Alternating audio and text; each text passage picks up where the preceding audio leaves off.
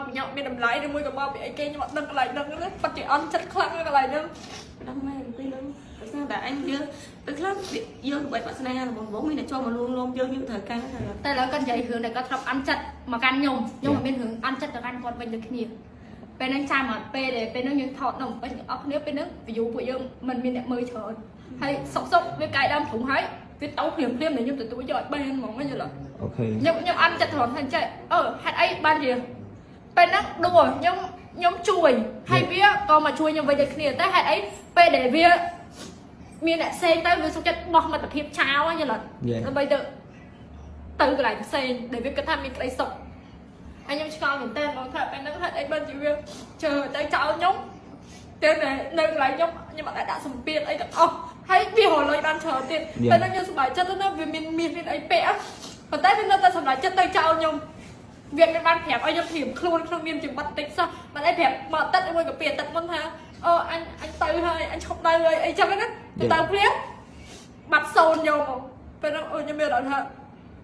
មកពីញ៉ាំមានតម្លៃឬមួយក៏មកពីអីគេខ្ញុំអត់ដឹងកន្លែងហ្នឹងណាខ្ញុំប៉ាត់ជាអន់ចិត្តខ្លាំងកន្លែងហ្នឹងដឹងមែនពីហ្នឹងដោយសារតែអញយើងពេលខ្លះយើងបែបបាក់ស្នេហារបស់បងមានតែចូលមកលួងលោមយើងត្រូវការថា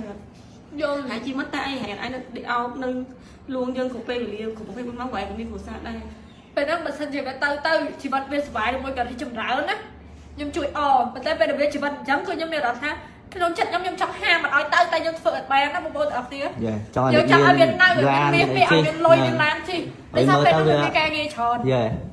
ព្រោះកាលហ្នឹងវាចាក់ដៃឲ្យវាសហការនេះបានល្អ view ខ្លាំងណាហើយការនេះទៅរើលុយបានខ្លាំងឃើញអត់ហ្នឹងខ្ញុំស្គាល់កន្លែងហ្នឹងមែនតើហ្មងហើយតែខ្ញុំក៏ទឹកមកភាសាទៀតថា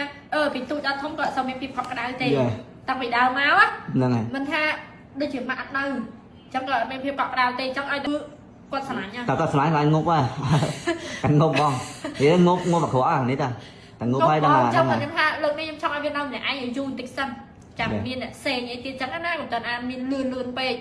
ហើយលុយសិនទៅទិញឡានទិញអីជីមានលុយទិញផ្ទះទិញអីរបស់អីហ្នឹងហើយចាំយើងសុខចិត្តចាំយើងខ្លាំងយើងយកដៃគូហ្មងទៅកុំចាំដៃគូខ្លាំងយើងអញ្ចឹងណាពេលហ្នឹងខ្ញុំអន់ចិត្តវាថាមកចំណុចហ្នឹងហើយនឹងលក្ខណៈថាវាថតសន្យាថាវានឹងមកពេញហ្នឹងដើម្បីយកឡានឲ្យបេនអីចឹងណាតែវាបែរជាផ្លិចសន្យាហ្នឹងទាំងអស់ហើយវាទៅយកបណ្ដោយហើយយើងនឹងមានចំណិតពេលខ្លះយើងដឹងថាចង់ឲ្យមិត្តរលុយផងមានស្នេហាផងប៉ុន្តែមិត្តគិតថាតើនឹងមានក្តីសុខហើយទោះបីយើងមើលផ្លូវហ្នឹងមិនចង់ឲ្យមិត្តទៅក៏ត្រូវតែយើងអត់មានសិទ្ធិនិយាយដែរខ្ញុំមានសិទ្ធិនិយាយព្រោះអីខ្ញុំក៏យល់ពីគាត់ចំណុចហ្នឹងបើខ្ញុំគិតថាក៏យើងនៅតែជាមិត្តនឹងគ្នាអញ្ចឹងបើស្រាប់ខ្ញុំមិត្តភាពហ្មង